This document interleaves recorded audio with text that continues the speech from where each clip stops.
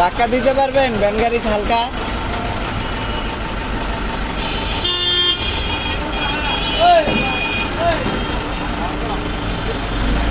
এগুলো পাইপ খাম্বা বা যাই হোক, বলা যায় যে ধরলেই বোঝা যায় অনেক পাতলা একটা স্টিলের খাম্বা। এর মধ্যে লোকজন বসে থাকে, বলা চলে ৮০-৯০ কেজি ওজনের লোকজন যারা কাজ করে তারা ২-৩ জন এর উপর বসে বিশ্রাম করে। আমি জানি না এগুলো কতটুকু টেকসই বা কতটুকু কি। অনেক সময় এগুলো করতে গিয়ে ল্যাম্পপোস্টের জন্য গর্ত করা লাগে, সেগুলো অনেক দিন পর্যন্ত খালি পড়ে থাকতে দেখা যায়।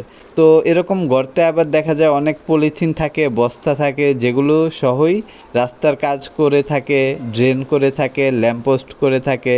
তারপর আবার এই পলিথিন, বস্তা, প্লাস্টিকগুলো থাকার কারণে পিচ্ছিল হয়ে জায়গাটা ভেঙে যায়, গর্ত হয়ে যায়।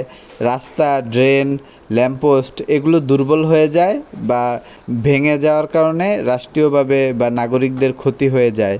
আমার মনে হচ্ছে কেন যেন পূর্ণ দায়িত্ব নিয়ে কাজটা হচ্ছে না।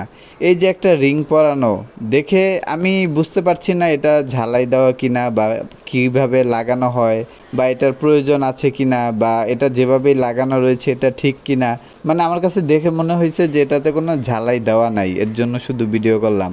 পানি আসছে ভিতর থেকে, একেবারে বাসার যে পানিগুলো সেগুলো পাইপ দিয়ে ড্রেনে যাচ্ছে না। এই সড়কেই কিন্তু ড্রেনের ব্যবস্থা রয়েছে। এটা নতুন সড়ক, কসাইবাড়ি থেকে কাঁচকুড়া বাজার সড়ক। তো এই সড়কের মধ্যে এভাবে পানি জমে থাকে ড্রেনের পাশে। এই ঢালাইটা হলো ড্রেনের ঢালাই, আর এর পাশে এভাবে পানি জমে রয়েছে। এভাবেই এই রাস্তাটা ভেঙে যাবে।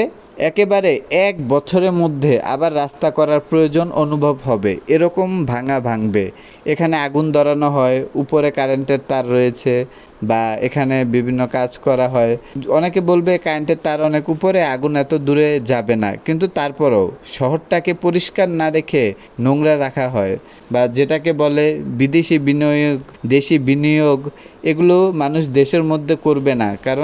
কারণ আমরা সবাই জানি যে পৌরসভা ভিত্তিক, সিটি কর্পোরেশন ভিত্তিক যেভাবেই রাষ্ট্র ফাংশন করে সিস্টেমেটিকলি সেভাবে করছে না।